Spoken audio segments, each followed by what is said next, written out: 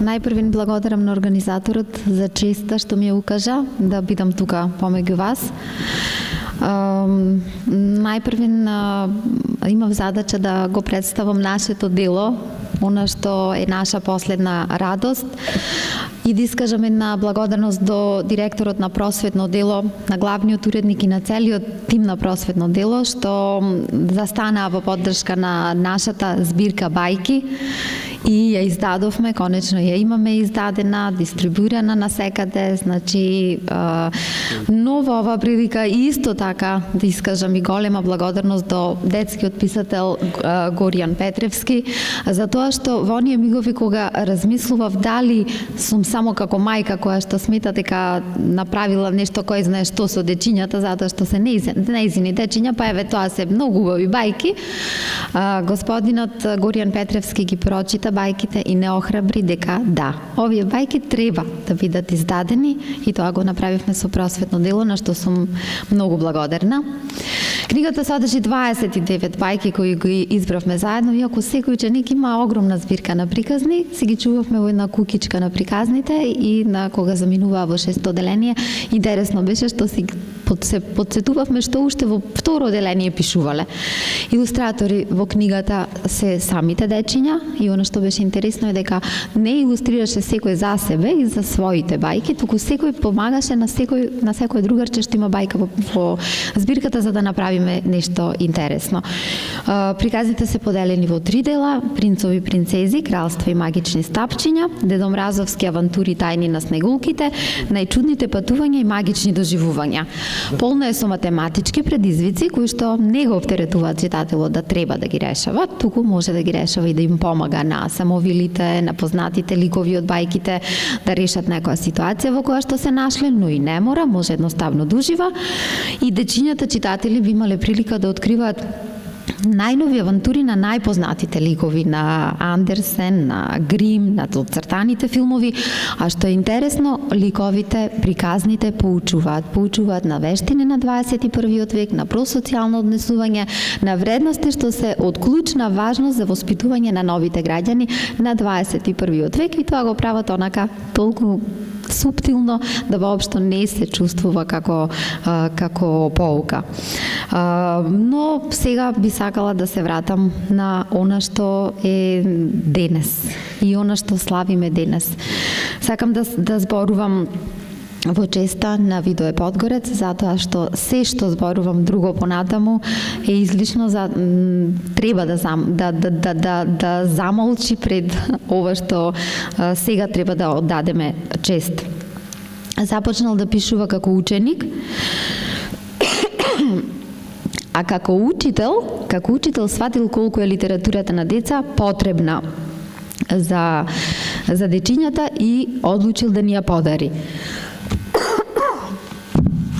Јас се извинувам. Ни подарил едно цело национално богатство, кое што е преведувано на повеќе од 11 јазици. И сега нашата цел е да го славиме, да си го почитуваме и да се запознаваме. Ако размислиме, например, го знаеме Белото циганче, и сите го знаеме Белото циганче, а за Белото циганче учат и нашите деца, но ајде да читаме, например, за Бродот Брезова кора или за Шумскиот разбойник. Интересно звучи збирката приказни Патувањата на Добрило или збирката раскази Пчеличката Медарка, расказите Среќниот човек, а замислете кога пред дечињата би поставиле предизвик кој што би носел наслов 12 огледала. Таа е збирка раскази од Подгорец, или Изгубеното царство, Ливада на соништата, Шарени бродови, Лушпи од месечина и така натаму.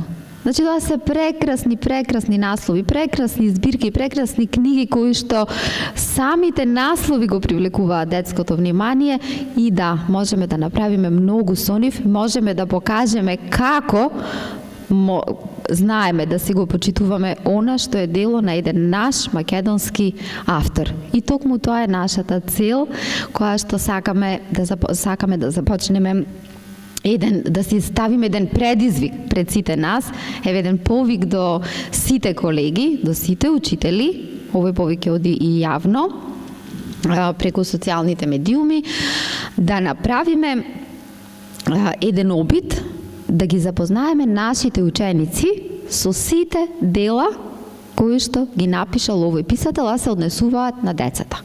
Значи да направиме еден креативен предизвик да си поставиме пред себе си и во нашите училници да биде Подгорец присутен. Присутен пред 2 години во нашата земја и во соседна Србија и во многу други земји од светот беше Андерсен и Андерсеновите бајки, и тоа на многу креативен начин. Наставниците правеа чуда, смислуваат математички задачи со помош на случувањата и ликовите од тие дела. А тоа, верувајте, можеме да го направиме со делата на нашиот писател, затоа што заслужува нашиот писател да биде испочитуван и затоа што ние заслужуваме да си го почитуваме и треба да си го почитуваме она што е наше. За почеток ќе ве поканиме да се придружите на страницата Средби подјаворите, која што е на Facebook. Со тоа што ќе се придружите на страницата Средби подјаворите, ќе можеме да следиме што следува како повик во следниот период, но еве сега уште веднаш ќе дознаеме, значи тоа е тој предизвик да ние како наставници пробаме, најдеме начини како тие дела како дечињата ќе ги запознаеме со делата и како тие дела ќе ги внесеме во нашите училници за реализација на часови од граматика, од литература и така натаму, и ќе ве замолиме да го документирате вашиот труд, вашите креативни идеи, барем со неколку фотографии би било убаво така да имаме, да споделуваме на страната, да прикажеме една почит и најдобрите кои што ќе бидат разгледувани од страна на стручно жири, ќе бидат наградени за неколку месеци. Тоа ќе се случи на пролет, на голем настан, на кој што најдобрите едукатори од оваа земја ќе добијат признанија за тоа што успеале да оддадат почит на нашиот автор.